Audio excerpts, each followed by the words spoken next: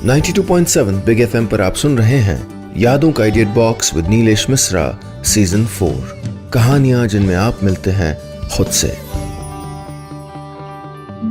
दोस्तों, मैं आपको सुनाने जा रहा हूं अपनी मंडली की सदस्य कंचन पंत की लिखी कहानी चांद और दाग। कल रात से ही बारिश हो रही थी।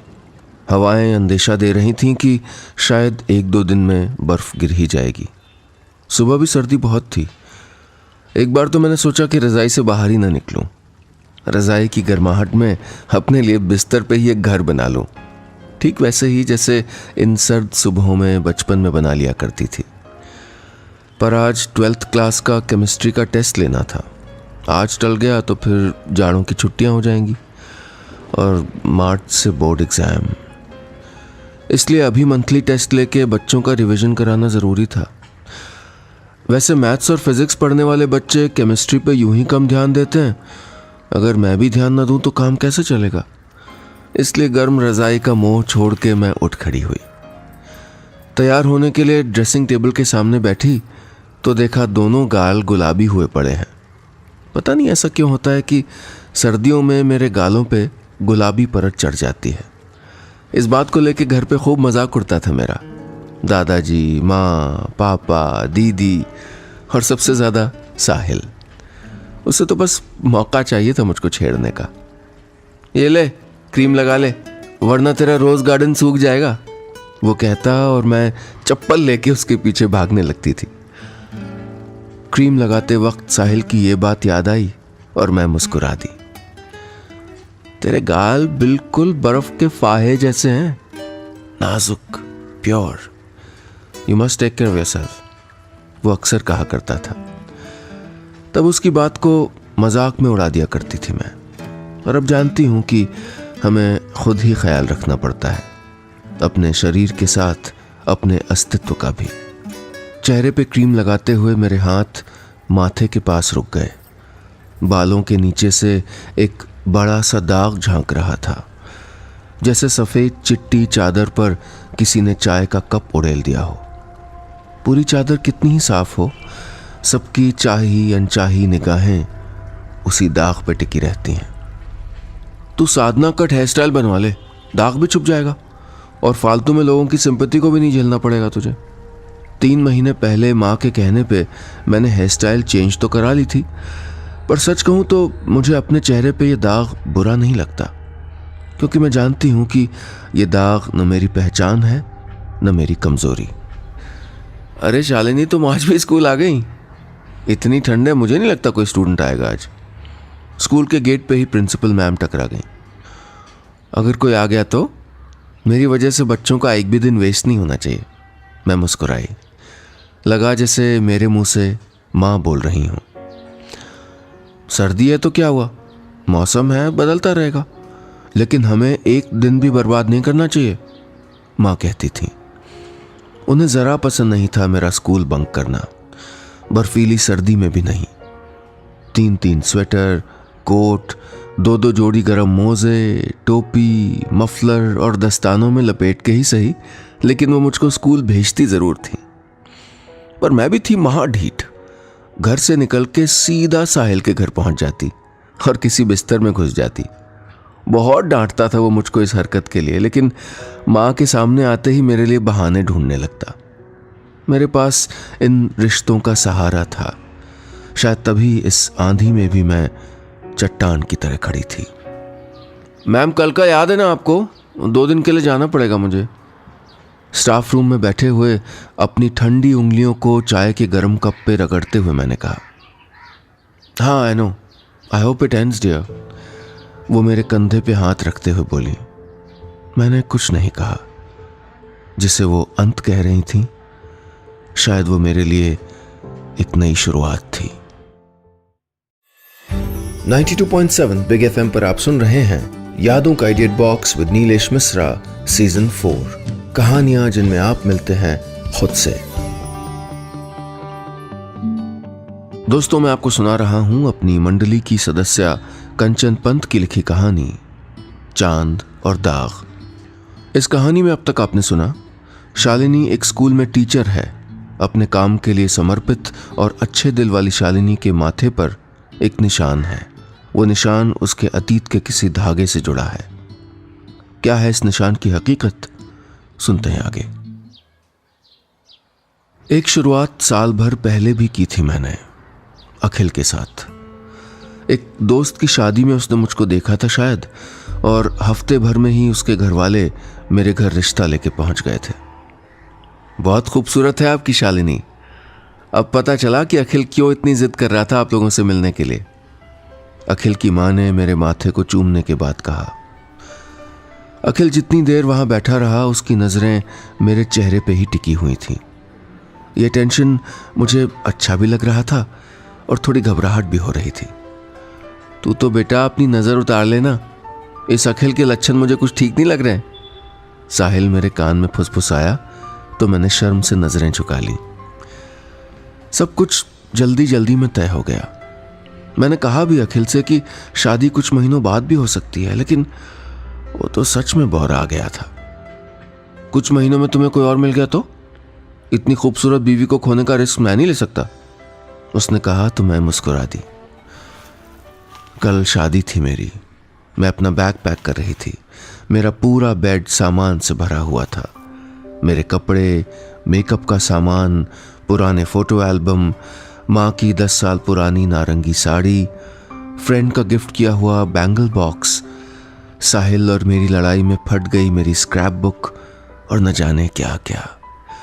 और इन सब में मैं इतना खोई हुई थी कि पता ही नहीं चला कि साहिल कब कमरे में आ चुका है। पकड़ लिया, अब मत कहना कि शालिनी पाठक रोती नहीं। साहिल की आवाज से मेरा ध्यान टूटा।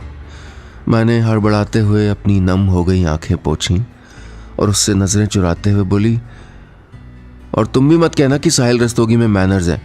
लड़की के कमरे में बिना नॉक के चले आ रहे हैं, बैड मैनर्स। ओहो लड़की, थैंक गॉड तुम्हें पता तो चला कि तुम लड़की हो, साहिल बोला और बेड पे फैला सामान एक और समेटता हुआ वहीं बैठ गया। कई रिश्ते थे मेरे साहिल के साथ। कभी तो वो मेरा दोस्त था, कभी बड़े भाई की तरह प्रोटेक्टिव हो जाता था, कभी पापा की तरह डांट भी लगा लेता, और कभी बच्चे की तरह मेरी डांट भी खा लेता। 15 साल पुरानी हमारी दोस्ती पे मुझसे ज्यादा मेरे घर वालों को गर्व था। बचपन में वही मुझको माँ की डांट से बचाता था। मुझे पढ़ने के लिए नैनीताल भेजने को उसी ने पापा को मनाया था। अपने पैरों पे खड़ा होने और टीचिंग की ट्रेनिंग करने के लिए भी उसी ने मुझे समझाया था। थोड़ा कॉम्प्लेक्स पर्सनालिटी है ये तुम्हारा अखिल, और पोजेसिव भी है, संभाल लेगी तू। साहिल इस बार थोड़ा सीरियस था। हाँ कॉम्प्लेक्स तो था, थोड़ी थोड़ी कॉम्प्लेक्सिटी किसमें नहीं होती। मैं खुद भी तो कितनी कॉम्प्लेक्स हूं। वैसे भी दादाजी ने पसंद किया उसे, कुछ तो जरूर होगा अखिल में, मैंने कहा। साहिल फिर कुछ नहीं बोला, बस एक एक करके मुझको सामान पकड़ाने लगा। बस आज की रात थी इस घर में मेरी, कल से जिंदगी पूरी तरह बदल जानी थी। पर मुझे क्या पता था कि ये बदलती हुई जिंदगी कितनी चुनौतियां लेके आने वाली थी। 92.7 बिग FM पर आप सुन रहे हैं यादों का edit box with Nilesh Mishra season 4, कहानियां जिनमें आप मिलते हैं खुद से। दोस्तों मैं आपको सुना रहा हूं अपनी मंडली की सदस्य कंचन पंत की लिखी कहानी चांद और दाग। इस कहानी में अब तक आपने सुना, शालिनी एक बेहद खूबसूरत लड़की है जिसके माथे पे एक निशान है। ये निशान उसको अपने अतीत की कोई कड़वी याद दिलाता है।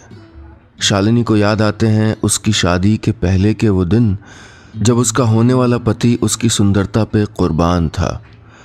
शादी की तैयारियों में जुटी शालिनी के लिए भविष्य क्या चुनौतियां लेके आने वाला है, सुनते हैं आगे। आज मेरी शादी थी। माँ यहां से वहां दौड़ती हुई इंतजाम में लगी हुई थी। पिताजी को मेहमानों से फुर्सत नहीं थी और साहिल भी सुबह से अब नजर आया था। किसी को दुल्हन की चिंता है भी कि नहीं, या सब बारात की खातिरदारी में ही लगे रहोगे, मैंने नखरे से कहा तो वो फूलों की टोकरी सीढ़ियों पे रख के मेरे पास चला आया। कहिए राजकुमारी जी, क्या सेवा कर सकते हैं आपकी, साहिल ने कहा। 2 बजे पार्लर पहुंचना है मुझे, ध्यान रखना, मैंने कहा और नखरे से मुंह फेर लिया।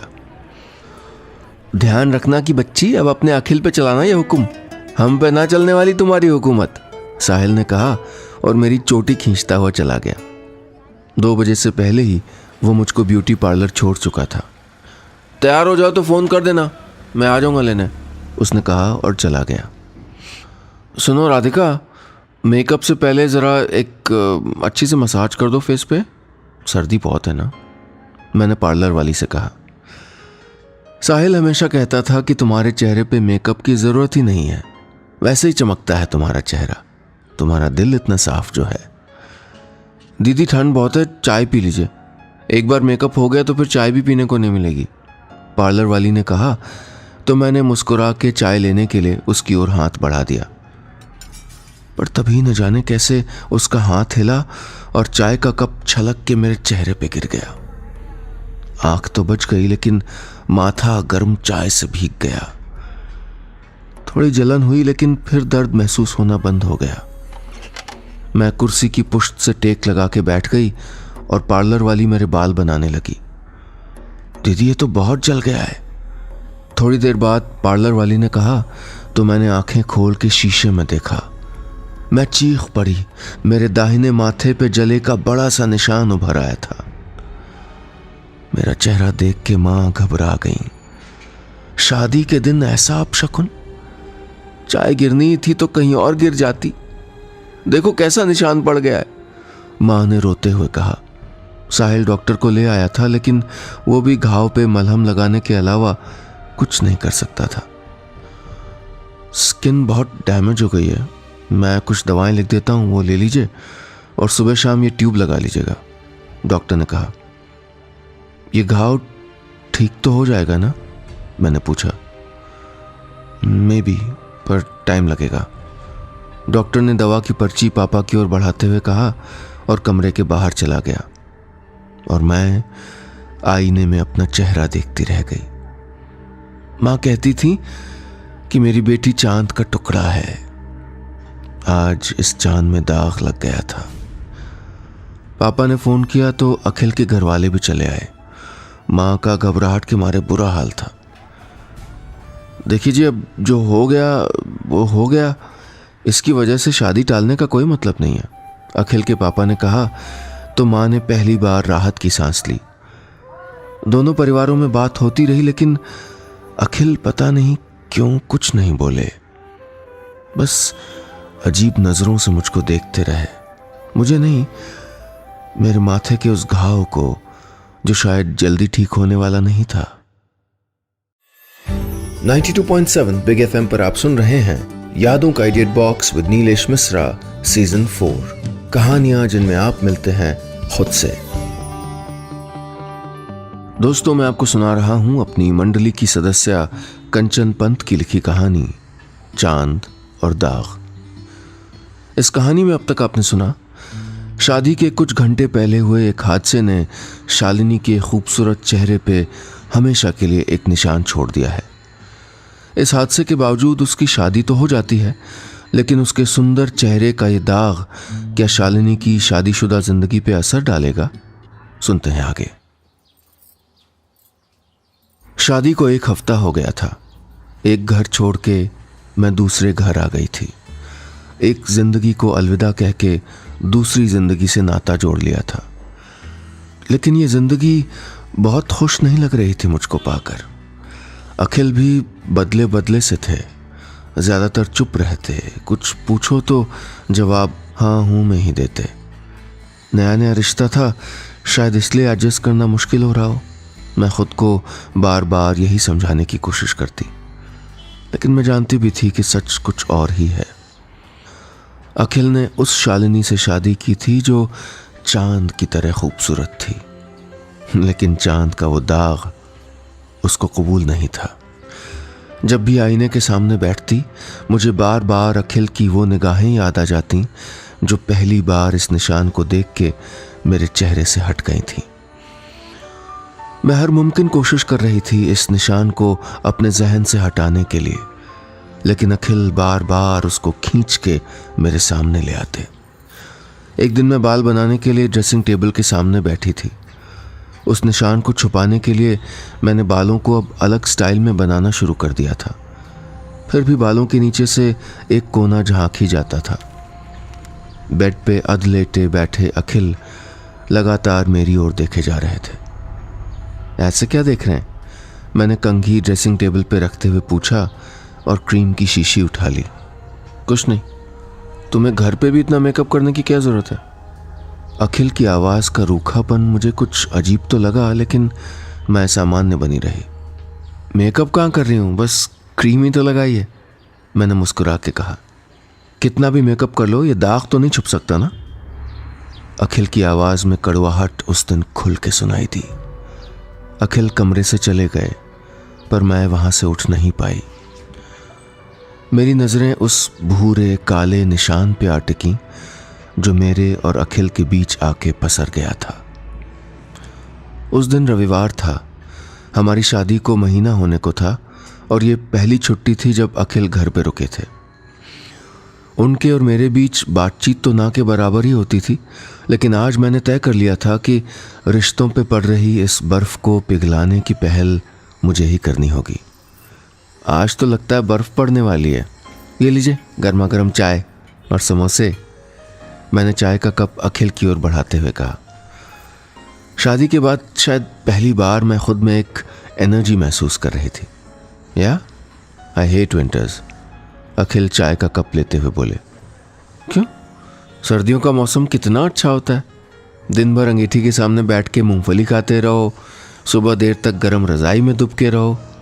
और स्नोफॉल, तुमने कभी ताज़ा गिरी बर्फ़ में गुड़ और मलाई मिला के खाई है? मैं बर्फ़ के जिक्र से ही बच्ची बन गई थी। बचपन में मैं बर्फ़ पड़ने के पहले ही एक कटोरी में गुड़ डाल के छत पर रख देती थी। ताज़ा बर्फ़ कटोरी में इकट्ठा हो जाती। जब पूरी कटोरी भर जाती तो मैं मलाई मिला के चुपके चुपके बर्फ़ खाती रहती। ये अलग बात है कि उसके बाद खूब डांट भी खानी पड़ती थी। मेरे गाल ठंड से लाल हो जाते थे और हाथ बर्फ़ जैसे ठंडे। फिर माँ को अपने हाथ अंगीठी में गर्म करके मेरे चेहरे की सिकाई करनी पड़ती थी। बर्फ़ खाना? What rubbish! तुम हमेशा सपनों में ही रहती हो ना? You don't want to see the reality, हाँ? अखिल की आवाज़ का टोन मुझे अंदर तक हिला गया। कौन सी रियलिटी? मैंने चाय का कप टेबल पे रख दिया। You know it. अखिल ने मेरे माथे की ओर देखा और तमतमाते हुए जाने लगे। पर आज मैं बात करना चाहती थी। बिना कसूर के सजा पाना मुझे मंजूर नहीं था। क्या हुआ है अखिल? जब से शादी हुई है तुम न मुझसे ढंग से बात कर रहे हो, घर में रहते नहीं हो, मेरी तरफ देखते नहीं हो। प्रॉब्लम क्या है? हम मैच्योर लोगों की तरह कोई सोल्यूशन नहीं निकाल सकते क्या? मैंने बहुत संयत और गंभीर आवाज में कहा। प्रॉब्लम है तुम्हारा चेहरा। मुझे घिन आती है जब मैं इस दाग को देखता हूं। I can't live like this. Akhil ने आखिर वो बात कह ही दी जिसे मैं इतने दिनों से महसूस कर रही थी। भरे हुए हॉल में जैसे किसी ने कांच का ग्लास फोड़ दिया हो। हर ओर सन्नाटा था और उस टूटे हुए कांच का शोर मेरे कानों में गूंज रहा था। 92.7 बिग एफएम पर आप सुन रहे हैं यादों का edit box with Nilesh Mishra season 4, कहानियां जिनमें आप मिलते हैं खुद से। दोस्तों, मैं आपको सुना रहा हूं अपनी मंडली की सदस्य कंचन पंत की लिखी कहानी चांद और दाग। इस कहानी में अब तक आपने सुना एक स्कूल में पढ़ाने वाली शालिनी अपने अतीत को याद कर रही है कि कैसे शादी से ठीक पहले गर्म चाय के एक कप ने उसके खूबसूरत चेहरे पे एक दाग लगा दिया था। शालिनी की खूबसूरती का दीवाना उसका पति इस दाग को सह नहीं पाता और एक दिन शालिनी के सामने अपने गुस्से का इजहार कर देता है। पति की इस बात पे क्या होगा शालिनी का फैसला, सुनते हैं आगे। मुझे मायके आए 3 दिन हो गए थे। बहुत ठंड थी उस दिन। सुबह से बारिश हो रही थी और दोपहर होते होते पापा ने अंगीठी जला ली थी। बारिश की वजह से ट्रांसफार्मर खराब हो गया था, इसलिए लाइट भी नहीं थी। भरी दोपहर में बाहर अंधेरा और कमरे में लैंप की धुंधली रोशनी और अंगीठी की गर्माहट। मेरे लिए ऐसा माहौल किसी जन्नत से कम नहीं होता था। पहला तो ये था कि कोई पढ़ाई करने को नहीं बोलता था, और दूसरा ये कि किसी के पास करने के लिए कोई काम नहीं होता था। इसलिए दादाजी, दादी, पापा और माँ के पुराने किस्से सुनने को मिल जाते थे। ऐसी ही एक महफिल में हमको पता चला था कि 35 लोगों के भरे पूरे ख़ानदान में दादाजी को दादी से बात करने के लिए भी कैसे कैसे बहाने बनाने पड़ते थे। यहीं हमें पता चला था कि जब दादाजी ने पहली बार दादी का नाम सबके सामने लिया था तो शर्म के मारे 2 दिन तक वो उनके सामने तक नहीं आई थी। और यहीं एक दिन पापा ने राज खोला कि माँ के साथ उनकी शादी अरेंज मैरिज नहीं थी, बल्कि वो पहले ही उनको कॉलेज में देख चुके थे और फिर उन्होंने ही मथुरा दादी से अपने घर रिश्ता लाने को कहा था। उस दिन दादी को पापा के कान खींचते देख के मैं और दीदी बहुत हंसे थे। घर में हमेशा तो हमारे ही कान उमेठे जाते थे। पापा को भी तो पता चला कि कोई कान खींचे तो कैसा लगता है। दादाजी छेड़ने वाले अंदाज में हंस रहे थे और माँ का चेहरा शर्म से लाल हो गया था। इनसे ना हो लिया प्यार, शादी के बाद भी मेरे साथ साथ चलने में शर्माते थे, या तो 1 किलोमीटर आगे चलेंगे या पीछे। माँ ने कहा तो सब खिलखिला के हंस दिए। और सुनो, माँ ने किस्सों की एक और पिटारी खोली। शादी के महीने भर बाद एक दिन मैंने इनको क्रीम लाने बाजार भेजा। सुबह के गए थे बिना खाए पिए, दोपहर हो गई, दिन ढल गया और इनका कुछ नहीं पता। मैं तो घबरा गई थी, नई नई शादी हुई थी, किसी से कह भी नहीं सकती थी कि क्रीम लाने गए। और ये महाशय रात ढले लौटे क्रीम की 2-2 शीशी लेके। बाद में पता चला कि अपनी बाजार छोड़ के 30 किलोमीटर दूर दूसरी हाट से क्रीम लेके आए। माँ बोली, हाँ तो क्या करता, हमारे यहाँ सिर्फ गोपाल चाचा की दुकान में मिलते थे क्रीम पाउडर। वो ठहरे बाबूजी के बचपन के दोस्त, उनकी दुकान से खरीदता तो पहले बाबूजी को पता चलता, फिर सारे घर वालों को। अच्छा थोड़े लगता जब सब तुमको और मुझको आके छेड़ते एक क्रीम के चक्कर में। पापा ने इतनी मासूमियत से कहा कि मैं उनके गले लग गई। माहौल आज भी वैसा ही था। बाहर लगातार बारिश हो रही थी। शाम होते ही अंधेरा घिराया था और बिजली का वोल्टेज इतना कम था कि लग रहा था कि जैसे घर में 100 नहीं 0 वॉट का बल्ब जल रहा हो। धुंधली रोशनी, अंगीठी की गर्माहट, लेकिन फिजाओं में आज पुराने किस्से नहीं गूंज रहे थे। माँ चुपचाप सब्जी काट रही थी, पापा अंगीठी में जल रहे कोयलों को घूर रहे थे। मैंने डिसाइड कर लिया पापा, मैं अखिल से डिवोर्स ले रही हूं। कमरे की खामोशी को तोड़ते हुए मैंने कहा। यह क्या बात हुई? अरे रिश्ते ऐसे थोड़े बनते टूटते हैं, मैं समझाऊंगा अखिल को। अरे उसको आपत्ति थी तो शादी करने के पहले मना कर देता, और दाग का क्या है, दाग चला जाएगा। पापा बोले, मान लिया पापा ये दाग चला जाएगा, अगर कल फिर और कोई चोट लग गई तो? उसको मेरे चेहरे से शादी करनी थी, मुझसे नहीं। मैं ऐसे आदमी के साथ नहीं रह सकती। मैंने कहा तो माँ ने अपना हाथ मेरे कंधे पे रख दिया। पता नहीं कहाँ से इतनी ताकत आ गई थी मुझ में उस दिन। मैं जानती थी कि मैंने अपने लिए मुश्किल रास्ता चुना है, लेकिन इस रास्ते पे कम से कम मैं खुद को साथ लेके तो चल सकती थी। 92.7 बिग एफएम पर आप सुन रहे हैं यादों का edit box with Nilesh Mishra season 4, कहानियां जिनमें आप मिलते हैं खुद से। दोस्तों, मैं आपको सुना रहा हूं अपनी मंडली की सदस्य कंचन पंत की लिखी कहानी चांद और दाग। इस कहानी में अब तक आपने सुना बेहद खूबसूरत शालिनी के चेहरे पे एक हादसा अपना निशान छोड़ जाता है। शालिनी की खूबसूरती का दीवाना उसका पति उसको इस रूप में बर्दाश्त नहीं कर पाता, इसलिए शालिनी अपने पति को तलाक देने का फैसला करती है। क्या शालिनी अपने इस फैसले पे कायम रहेगी या कुछ और होगा इस कहानी का अंत? सुनते हैं आगे। शालिनी, शालिनी, सो गई क्या?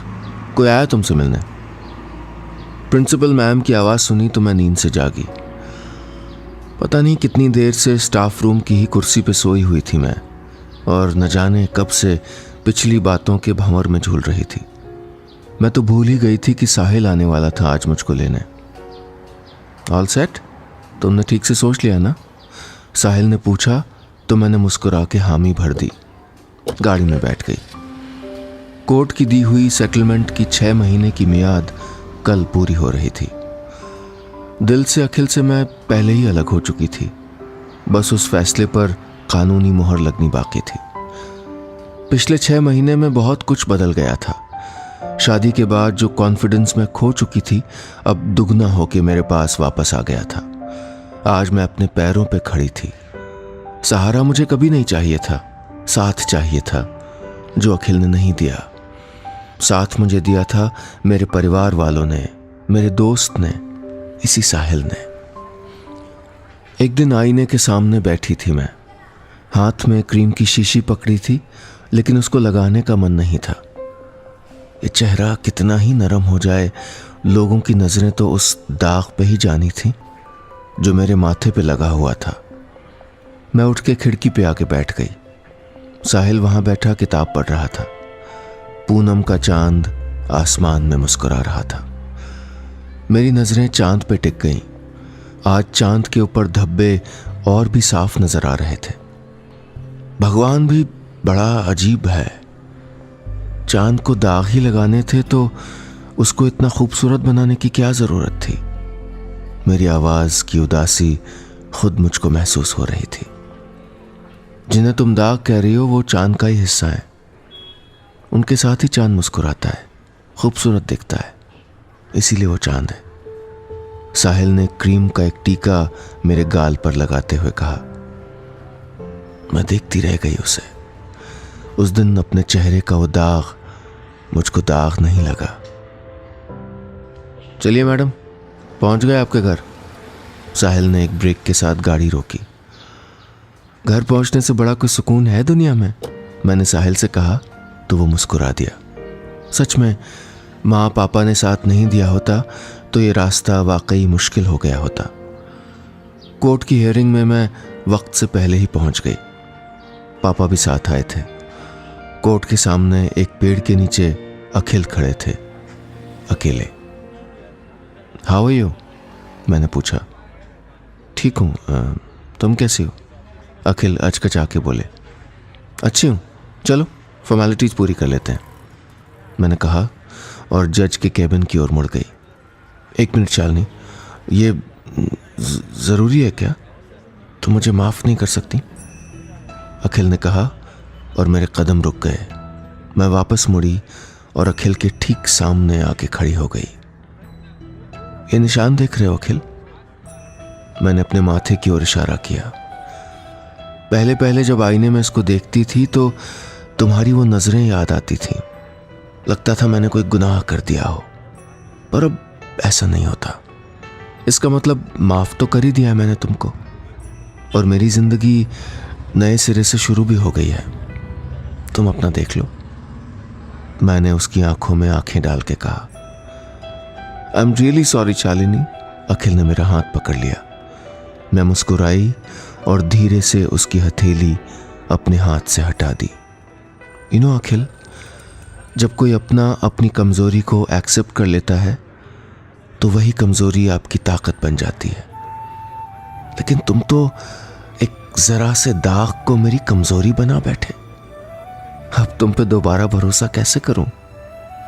गुड लक, मैंने कहा और डिवोर्स अग्रीमेंट पे साइन करने के लिए जज के केबिन की ओर चल दी। बस इतनी सी थी ये कहानी। और दोस्तों, कहीं जाइएगा नहीं, क्योंकि कहानियों का सिलसिला अभी जारी रहेगा। कुछ ही देर में लौटूंगा एक ऐसी कहानी लेके जिसको पूरा करने का मौका मिलेगा आपको। कैसे, ये जानने के लिए सुनते रहिए यादों का idiot box with Nilesh Mishra season 4। कहानियां जिनमें आप मिलते हैं खुद से, सिर्फ 92.7 बिग FM पर।